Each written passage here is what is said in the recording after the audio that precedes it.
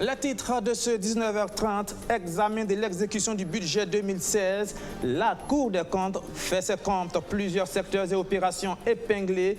Ils vont des salaires aux recettes fiscales en passant par les commandes publiques. Les grandes lignes du rapport ont été dévoilées au cours d'une conférence de presse ce matin.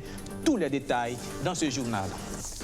Et puis, après la tournée américaine de son spectacle When Birds Refuse to Fly, Olivier Tarpaga, le musicien, danseur et chorégraphe burkinabé de renommée internationale, est à Ouagadougou. Grand ambassadeur de la culture burkinabé à l'international, il mobilise grâce à la danse contemporaine. Il collectionne depuis le début de sa carrière de nombreux prix prestigieux qui les font entrer dans la légende. Nous l'avons rencontré, son portrait dans cette édition. Voilà pour le sommaire de ce 19h30. Bonsoir et bienvenue. Elle éprouve d'énormes difficultés à se faire entendre et pourtant, elle essaye tout de même d'exister. La Cour des comptes sans son rapport 2018, un document qui concerne l'exécution du budget 2016. Plusieurs anomalies sont décelées, de nombreux secteurs sont concernés, doublons des salaires d'agents de la fonction publique, vices de procédures, des commandes publiques dans les collectivités territoriales et reste à recouvrir des recettes fiscales estimées à des dizaines de milliards de francs CFA. Tout cela était au centre de la conférence de presse organisée par la Cour des comptes ce 24 janvier. Les détails de Rémi Lambert-Nébier. Après avoir constaté une baisse continue des taux de recouvrement de 2014 à 2016, l'une des principales recommandations de ce rapport 2018 faite au gouvernement par la Cour des comptes, c'est de procéder au recouvrement des restes à recouvrer. Selon le rapport d'exécution du budget 2016, année concernée par le contrôle, les restes à recouvrer s'élèvent à plus de 58 milliards 600 millions de francs CFA, alors qu'elles concernent des catégories de recettes à percevoir spontanément à la déclaration. Alors, les restes à recouvrer, c'est une question qui est devenue récurrente. On en parle à l'Assemblée, on en parle dans la presse. Nous-mêmes, nous avons été interpellés à différents niveaux. Pourquoi l'État n'arrive pas à recouvrir certaines recettes fiscales dûment constatées et certaines catégories d'impôts tels que le BIX, les impôts sur les bénéfices industriels et commerciaux, la TVA intérieure, l'IRVM, présentent des taux de recouvrement très faibles, nonobstant leur caractère certain, liquide, exigible. Toujours au titre du rapport d'exécution budget 2016, la Cour des comptes mentionne l'absence des traces de plus de 72 milliards de francs CFA de financement extérieur dans la détermination des recettes extraordinaires. Pour le compte des entreprises publiques, notamment la gestion du projet d'emploi des jeunes et développement des compétences, exercice 2014-2016, le rapport constate des perceptions de double salaire dues à des vices de procédure. Est différent de la chaîne des projets et programmes, est différent de la chaîne des sociétés d'État. Dès qu'une société recrute un fonctionnaire ou un projet recrute un fonctionnaire, il continue toujours d'être au niveau de la chaîne de l'État. Il faut un document pour les décrocher de la chaîne de l'État. Ce document, on l'appelle le CCP, certificat de cessation de paiement. Afin que le projet de mandate, l'ordonnateur aurait dû exiger le certificat de cessation de paiement. La Cour des comptes veut passer de l'image de juridiction qui dénonce à celle qui sanctionne. 285 dossiers dorment dans ses tiroirs et elle compte les vider incessamment. Tout le reste des comptes qui devront faire l'objet donc d'un jugement en bonne et due forme selon la procédure prévue pour le contrôle juridictionnel, y compris les dossiers pour lesquels nous aurons détecté des fautes de gestion et qui feront l'objet donc du jugement qui pourrait aboutir à l'application des sanctions financières qui sont prévues par la loi. Et le cas échéant, certains pourraient donner lieu, comme on veut le dire, des renvois devant le juge pénal. Ce rapport 2018 révèle aussi des vices de procédure dans les commandes publiques effectuées par les communes urbaines de Réau et de Dori contrôlées au titre des collectivités territoriales. D'ailleurs, 200 comptes de gestion de collectivités territoriales figurent parmi les nombreux dossiers à juger par la Cour des comptes. Voilà, toute autre chose, et on parle de sécurité. Après le sommet de Pau, le comité de défense et de sécurité du G5 Sahel en réunion à Ouagadougou ce 24 janvier, une session extraordinaire où les chefs d'état-major devront examiner la mise en œuvre des nouvelles orientations sécuritaires sorties de Pau. Le compte rendu de Archimède Boy. Après le sommet des chefs d'État des pays du G5 Sahel avec le président français Emmanuel Macron à Pau en France, les chefs d'état-major des armées de ces pays se retrouvent ce vendredi 24 janvier à Ouagadougou. Ces derniers veulent mettre à exécution les nouvelles orientations issues de ce sommet. Au niveau du G5 Sahel, chaque bataillon ne pouvait manœuvrer que sur son territoire. Actuellement, avec les instructions des chefs d'état-major, normalement, tout l'espace devait être une zone d'opération. Donc, une troupe doit pouvoir quitter son territoire pour aller sur un autre territoire. Mais les textes ne le permettaient pas. Donc, à cette réunion, nous allons essayer de faire des modifications pour nous permettre de pouvoir mener des opérations où nous voulons dans tout l'espace. À cette rencontre extraordinaire, les questions à examiner sont urgentes au regard de la multiplication des attaques terroristes depuis la dernière réunion du comité de défense et de sécurité de l'espace du G5. Depuis le dernier CDS, tenu à Nouakchott, en République islamique de Mauritanie, en octobre 2019, la situation sécuritaire a connu une dégradation préoccupante, particulièrement dans le fuseau centre et dans la zone des 3 frontières Mali, Burkina, Niger. Des attaques d'une rare barbarie visant tant les forces de défense et de sécurité que les paisibles populations civiles ont endeuillé nos différents pays. Sont de celles-là Ndeliman au Mali, Arbinda et Nagrango au Burkina Faso, Inates et Chinagoder au Niger. Face à cette situation, les forces armées de l'espace G5 Sahel veulent passer à l'offensive en vue de ramener la sérénité au sein de la population des zones frappées.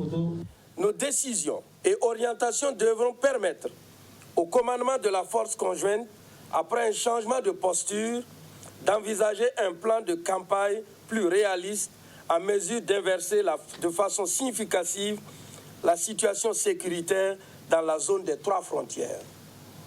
Il va sans dire qu'une relecture de certains des aspects du concept stratégique des opérations, de même que de certains documents stratégiques de la force conjointe, s'imposera.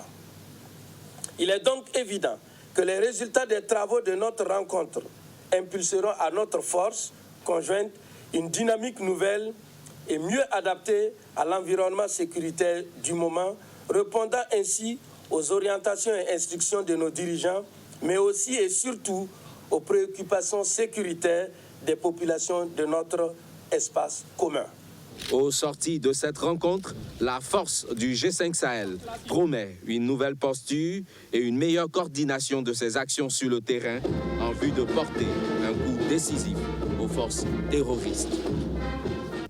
Au-delà des us et coutumes et de la foi, leur domaine de prédilection, eh bien, les religieux et coutumiers burkinabés s'intéressent également aux actions de développement. La preuve avec ce symposium sur l'islam et les défis du dividende démographique, une initiative de l'URCB, l'Union des religieux et coutumiers du Burkina. Majid Bakoua. Des acteurs religieux et coutumiers réunis pour échanger sur la dividende démographique. Un symposium qui entre dans le cadre de la mise en œuvre du projet Suite en collaboration avec l'Union des religieux et coutumiers du Burkina Faso. Au cours de cette rencontre, des professeurs venus d'Égypte vont échanger avec les imams sur le lien entre l'islam et la dividende démographique.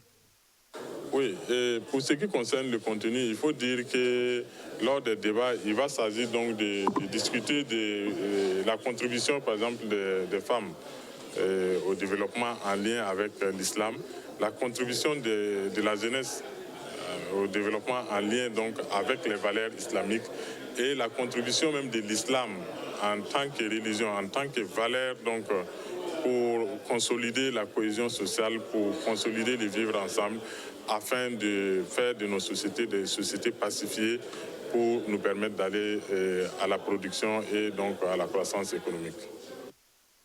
La ministre déléguée de la décentralisation et de la cohésion sociale n'a pas manqué d'apprécier l'initiative qui, selon elle, entre dans le cadre du vivre ensemble et de la cohésion sociale.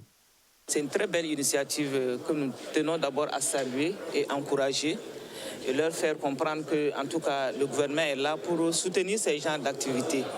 Vous savez que pour ce qui concerne notre pays, toute contribution sera attendue, toute contribution allant dans le sens de la reconstruction de la paix, dans le sens de la reconstruction de la cohésion sociale et de vivre ensemble sera en tout cas accompagnée. Donc il nous revient aujourd'hui de mutualiser nos efforts au niveau de notre pays pour pouvoir atteindre les objectifs en tout cas escomptés. Madiara Sagnon fonde l'espoir que ce symposium va permettre aux leaders religieux de faire des propositions qui vont dans le cadre de la mise en œuvre de la transition démographique. C'est un forum qui devrait contribuer à instaurer un climat d'affaires plutôt sain et apaisé, en permettant notamment aux acteurs concernés d'aller à une meilleure collaboration. Il s'agit du forum Banque Justice tenu ce vendredi et organisé par l'Association professionnelle des banques et établissements financiers du Burkina. Majid Bakouan encore. Ils sont experts de banques et acteurs de la justice réunis pour échanger sur les règles générales applicables au secteur bancaire et la gestion des contentieux dans les différentes juridictions au Burkina Faso.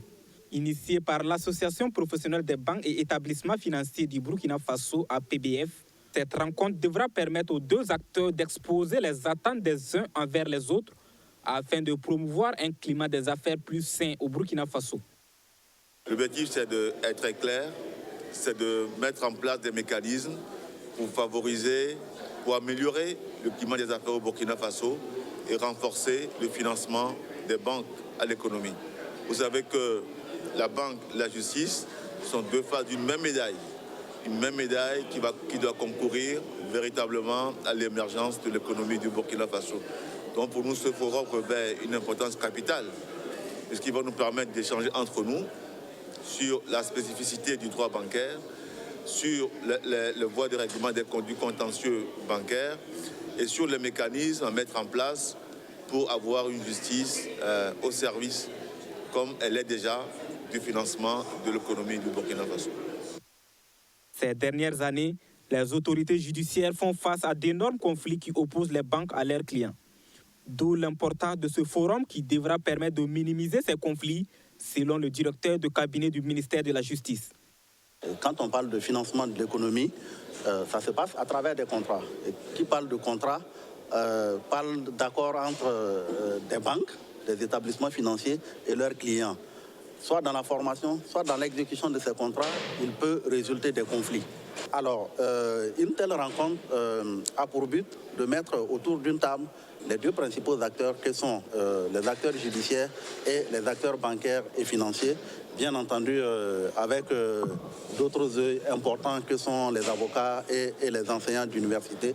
Donc pour permettre ce dialogue entre ces deux secteurs dans le but de mieux se comprendre pour que la justice puisse faire correctement son travail et ne pas porter, j'allais dire, préjudice au bon fonctionnement des activités bancaires et financières. Les participants s'engagent à favoriser une meilleure collaboration et une maîtrise approfondie des textes qui régissent l'activité bancaire et judiciaire au Burkina Faso. La graine de coton, le miel et l'énergie solaire, trois chaînes de valeur qui sont au cœur du PACAO, le projet d'appui à la compétitivité de l'Afrique de l'Ouest, mis en œuvre dans 8 pays et financé par l'Union européenne. Le PACAO devrait à terme favoriser la création de nombreux emplois et renforcer l'écosystème des affaires des filières retenues. Le PACAO a été lancé au Burkina ce 21 janvier. Arsène Konditamde. Le projet d'appui à la compétitivité de l'Afrique de l'Ouest PACAO est une initiative ambitieuse mise en œuvre dans 8 pays. L'ambition est de créer des circuits intelligents de développement de 3 chaînes de valeur, l'huilerie, le miel, l'énergie solaire et leurs produits dérivés. De façon spécifique, le PACAO devrait stimuler le développement industriel et la création d'emplois. Je pense que cet appui de de ce partenaire historique de Burkina Faso vient à point nommé pour nous permettre donc de continuer à mettre en œuvre, donc, je l'ai dit, les éléments donc, de l'axe 3 du PNDS. Ce sont des acteurs que vous avez bien vus, qui sont déjà engagés, qui font déjà donc, des actions. Et lorsque cela est appuyé de cette manière-là, je pense que c'est une très bonne chose. Donc, c'est un gouvernement de Burkina Faso c'est satisfait donc qui est ici à côté donc des autres partenaires pour continuer donc à rêver le développement et à offrir donc des produits de qualité au Burkina. La phase opérationnelle du PACAO est assurée par la Chambre de commerce et d'industrie du Burkina Faso. L'institution a déboursé 500 millions de francs CFA pour contribuer au financement de ce projet qui va se tenir sur la période 2020-2024. Nous sommes très honorés de pouvoir travailler avec les différentes agences parce que nous avons beaucoup d'agences qui interviennent. Et il y a beaucoup de petites mains d'abord qui ont travaillé pour la création, pour la mise en place de ce projet. Il y a des agences qui vont nous accompagner dans le cadre de la mise en œuvre et nous ne pouvons que les remercier et les féliciter. Et nous, Chambre de commerce, nous sommes disposés à accompagner toute initiative parce que nous sommes la plus ancienne structure d'appui au privé aujourd'hui au Burkina Faso. Le projet d'appui à la compétitivité de l'Afrique de l'Ouest est mis en œuvre dans le cadre du 11e Fonds européen de développement. D'un coût global de 4 milliards de francs CFA, l'Union européenne est le principal bailleur de fonds du projet. Le rôle du secteur privé joue un rôle clé et nous allons faire de plus en plus l'accent sur la coopération avec le secteur privé parce que c'est là où l'emploi est créé, c'est là où on peut vraiment lutter la pauvreté dans une façon soutenable et c'est aussi là où on peut promouvoir le commerce régional et international. Le PACAO s'inscrit dans les objectifs du Plan national de développement économique et social PNDS en son axe 3 relatif au développement et à l'expansion d'un secteur industriel compétitif. Le secteur artisanal entame une phase importante de sa structuration. Il s'agit de l'immatriculation et de l'identification des artisans burkinabés. Le projet qui a été lancé ce 24 janvier concerne d'abord les villes de Ouagadougou et de Bobo-Dioulasso où plus de 200 000 artisans devraient être identifiés par la Chambre des métiers et de l'artisanat. Madina Sinou. Voici comment se présente la carte professionnelle d'artisan. Telle une CNIB, cette carte devrait conférer aux artisans du Burkina Faso de nombreux avantages. Ousmane Kima est couturier, il possède sa carte professionnelle depuis 2 ans maintenant et il n'est pas déçu. La carte te permet d'être connu sur le plan national et la carte te permet aussi d'avoir des marchés gré à gré et des marchés publics. Et la carte, c'est que en plus aussi, la carte te permet qu'on te connaisse sur tous les plans et même à l'international parce que ça facilite le travail en business, même à l'international. Comme Ousmane, les artisans de la ville de Ouagadougou et de Bobo-Dioulasso qui n'en possédaient pas pourront à compter de ce 24 janvier entrer en possession de leur carte professionnelle. À travers le lancement officiel du projet d'identification et d'immatriculation de masse des artisans, la Chambre des métiers de l'artisanat du Burkina Faso, porteur du projet, entend mettre une base de données fiable sur le secteur de l'artisanat qui enregistre plus de 200 métiers.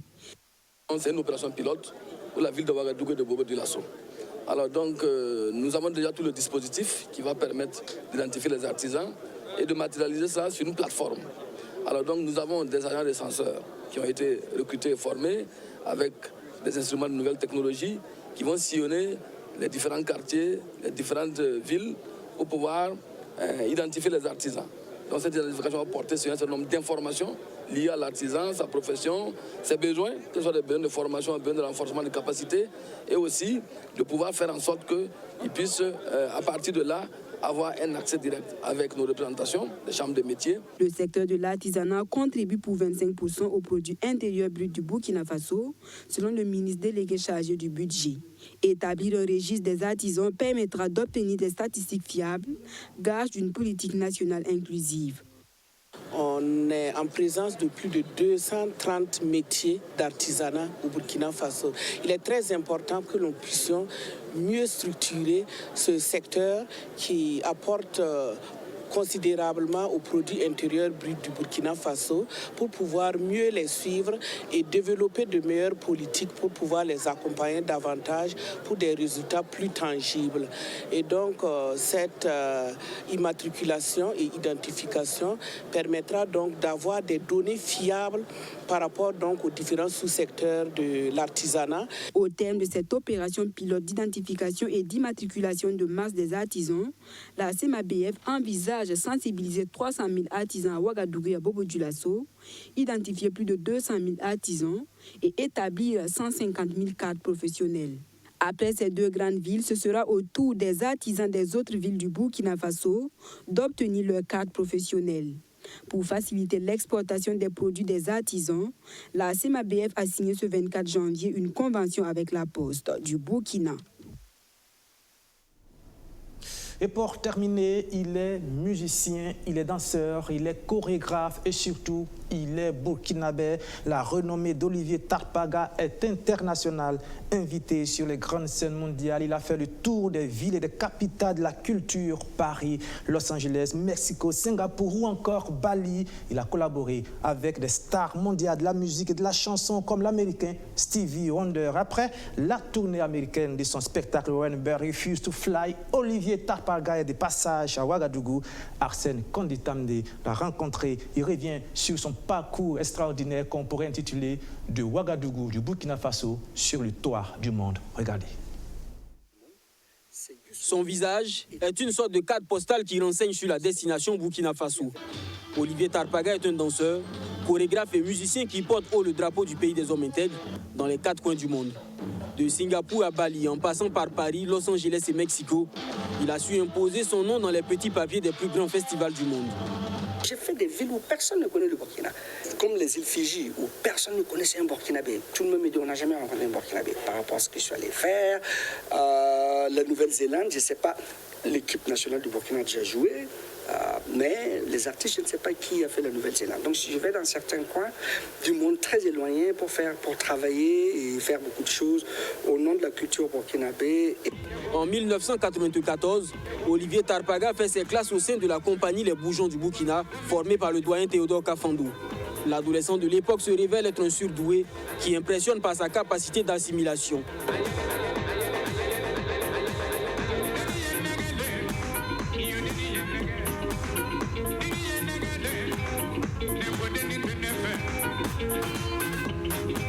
J'ai eu cette formation au niveau du théâtre, au niveau du conte, au niveau de la musique en général, au niveau de la danse traditionnelle, c'est très important. Et ensuite, la danse d'improvisation avec Sali Hassanou et Seydou Boro. Et de là-bas, j'ai muté au niveau de la danse contemporaine. Et puis bon, les choses sont parties de là. Et il y a toute une histoire, hein, il y a toute une génération de danseurs qui ont commencé pendant les mêmes années que moi. En 2002, le natif de Ouagadougou est invité aux États-Unis et c'est le début de l'ascension de cette étoile qui n'attendait que son heure pour lui dans le firmament. 18 ans après, il a à son actif plusieurs collaborations avec des musiciens réputés. Celle avec la star américaine Stevie Wonder est l'une des plus mémorables. Un des plus grands honneurs de ma vie, c'est Stevie Wonder finit son concert, il me demande de l'amener dans les coulisses. Et donc, puisqu'il faut quelqu'un pour l'amener, je l'ai attrapé. Et on est rentré, il m'a attrapé, il dit non, tu t'assois, il faut qu'on parle. Et puis on a causé longtemps. Tout le monde qui vient pour faire des photos. Mais lui, il voulait qu'on discute longtemps par rapport à ce qu'il a entendu, par rapport à ce que j'ai fait. Olivier Tarpaga est un collectionneur de prix. À son tableau, de nombreuses récompenses qui couronnent son immense talent et contribuent à le positionner comme un porte-voix crédible de la danse contemporaine du continent. En 2007, il remporte le plus prestigieux prix de danse contemporaine de Californie avec sa création Order Inside Order, retraçant l'assassinat du journaliste Norbert Zongo.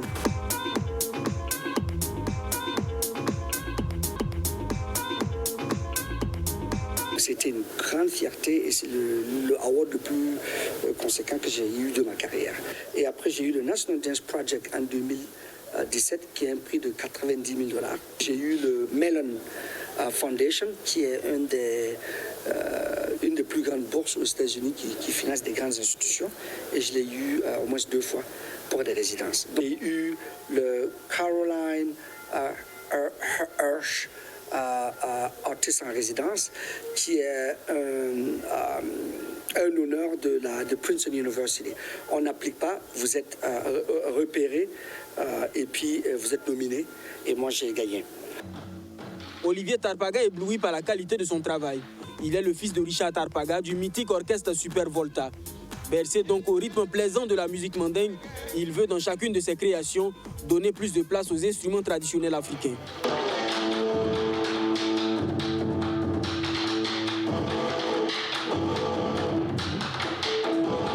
En 2012, Olivier initie le festival Nomade Express, une initiation des jeunes chorégraphes au management culturel grâce au mentorat. Après 2 éditions, Nomade Express a du plomb dans l'aile, la faute à la situation sécuritaire burkinabé. Ils avaient du mal à envoyer des élèves et des formateurs parce que les assurances de voyage refusaient d'assurer tout ce qui sortait du monde académique parce que le Burkina était un risque. Donc du coup, le fait que je ne demande pas de sous à quelqu'un d'autre et que je reste sur ce système américain pour pouvoir amener d'autres choses au Burkina, je ne pouvais plus continuer. Donc pour l'instant, je suis en stand-by jusqu'à ce que les choses changent. Si ça prend 20 ans, ça prend 20 ans, mais peut-être d'ici l'année prochaine. Mais ça va revenir, voilà. Mesdames et messieurs, bienvenue dans la boîte de nuit. Bienvenue au Congo Kinshasa. Bienvenue au Congo Brazzaville. Bienvenue à Yaoundé. 2, 3, 4, 5, 4. Sortez ce corps, sortez ce corps, sortez ce corps, sortez ce corps, sortez ce corps, sortez ce corps, sortez. C'est moi, c'est moi, c'est moi, c'est moi, c'est moi, c'est moi, c'est moi, c'est moi. Avec Olivier Tarpaga et ses confrères Serge Aimé Koulibaly et Sali Hassanou, le Burkina Faso est sans conteste un des leaders africains en matière de danse contemporaine. Cette discipline a encore de beaux jours devant elle et peut apporter bien de lauriers au Burkina Faso pour peu qu'on lui apporte un peu d'égard. Voilà, Olivier Tarpaga, c'est son nom, certainement que son étoile n'a pas encore fini de briller dans le firmament de la danse et de la chorégraphie contemporaine mondiale. Et c'est ici que prend fin ce journal. Mais restez ici BFM tout à l'heure à 21h00, le Sport Time avec John William Somda. Moi, je vous retrouve dans quelques semaines. Au revoir, bon début de week-end.